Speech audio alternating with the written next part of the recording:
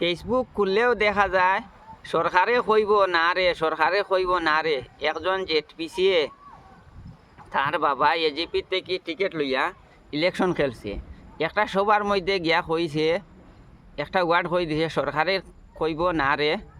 ই কথা লইয়া এমন এক কন্টেন্ট ক্রিয়েটার বাইর হইছেন, ফেসবুক খুললেও দেখা যায়। এরকম করে কিতা লাভ? এই মহিলার যে নিজের সম্মান লইয়া যে তোমরা খেলানেলা করায়, এরকম করা তো ভালো নাই। এরকম করিয়া যে ফেসবুকের মধ্যে পেজ বড় করতায়, এরপরে ভিউজ আনতায় বেশি করিয়া যে ইনকাম করতায়, এই পয়সাটা খামানির কোনো মতলব নাই। 2টা টাকা খামানির কারণে একটা মহিলা মানুষের যে ইজ্জত লইয়া টানাটানি করিলায়, এরকম বালানি। তাই একজন জেটপিসি মানুষ, জেটপিসির ঠেঙ্গর তারও যাইতে পারতায় না। একজনে ইলেকশন খেলিয়া যদি জেটপিসি হইতে হইলে বহুত বড় কথা।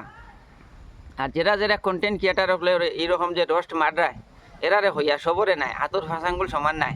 আর নাইলে আতর ফাঁসাঙ্গুল তো সব সমান, এটা ঠিক আছে, কিন্তু আতর ফাঁসাঙ্গুল দেখো সমান আছেন, সেগুলোরও সমান নাই। আর যারারই আছে তো সবে 3.5 হাত কই দিছে, ঠিক আছে, এটা তো কিছু নাই। এখন এটা লইয়া যে তাইর ইজ্জত লইয়া খেলা নেলা করো, তাই লইব নি? এরকম পয়সা খামানির থেকে না খামানিও বলা নাই।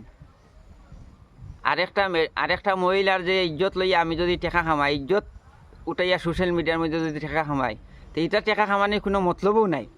ছাড়ি দেও, এটা জিনিস বালা নাই ভাইও হল। এটা ছাড়িয়া বালা বালা কন্টেন্ট বানাইয়া ফেসবুকে আপলোড করো, এটা যেটা টেকা পাইবাই, এটা মানে হক আল্লালি টেকা পাইবা। আর আরেকটা মহিলার ইজ্জত যার গিয়া, সবর মা বোন আছে, আমারও আছে, তোমারও আছে, সবর আছে মা বোন,